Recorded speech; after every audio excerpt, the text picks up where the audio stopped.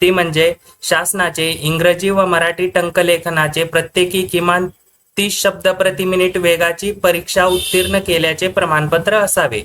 तर काही विद्यार्थ्यांकडे डायरेक्ट इंग्लिशचे 40चे सर्टिफिकेट आहे। तर अशा विद्यार्थ्यांनी मित्रांनो बीएमसी कार्यकारी सहाय्यक या पदाचा निकाल प्रसिद्ध झालेला आहे आणि यामधील अत्यंत महत्त्वाची माहिती आपण या व्हिडिओच्या माध्यमातून बघणार आहोत। ती म्हणजे काही विद्यार्थी मित्रांचे कमेंट येत आहेत की आपली जी टायपिंग सर्टिफिकेटवर जी स्पीड आहे ती 30 या ठिकाणी आपण बघू शकता। यासाठी अर्हता काय आहे? माध्यमिक शालांत प्रमाणपत्र परीक्षा प्रथम प्रयत्नात उत्तीर्ण असणे गरजेचे आहे।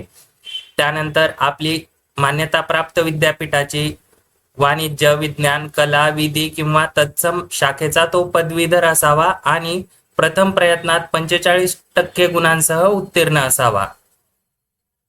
त्यानंतर बघा, शालांत प्रमाणपत्र परीक्षा जी झालेली आहे त्यामध्ये आपले 100 गुणांचे मराठी आणि 100 गुणांचे इंग्रजी विषय असणे गरजेचे आपला हा क्रायटेरिया आहे। त्यानंतर अत्यंत महत्त्वाची गोष्ट आपण या ठिकाणी बघणार आहात ती म्हणजे शासनाचे इंग्रजी व मराठी टंकलेखनाचे प्रत्येकी किमान 30 शब्द प्रति मिनिट वेगाची परीक्षा उत्तीर्ण केल्याचे प्रमाणपत्र असावे। तर काही विद्यार्थ्यांकडे डायरेक्ट इंग्लिशचे 40चे सर्टिफिकेट आहे। तर अशा विद्यार्थ्यांनी काय करायचे आहे? तर त्यांचे सिलेक्शन होणार का? अशा पद्धतीच्या कमेंट आपल्याला व्हिडिओच्या माध्यमातून येत आहेत। तर मित्रांनो, यासाठी आपण सोमवारी बीएमसी कार्यालयात फोन लावून विचारणा करणार आहोत, तसेच लेखी पत्र देखील लिहिणार आहोत आणि आपल्याला काय माहिती मिळते हे आपण एका व्हिडिओच्या माध्यमातून सांगणार आहोत। त्यामुळे ॲग्रीकट्टा यूट्यूब चॅनल सबस्क्राईब करून ठेवा। आपण लवकरात लवकर ती माहिती मिळवण्याचा प्रयत्न करणार आहोत।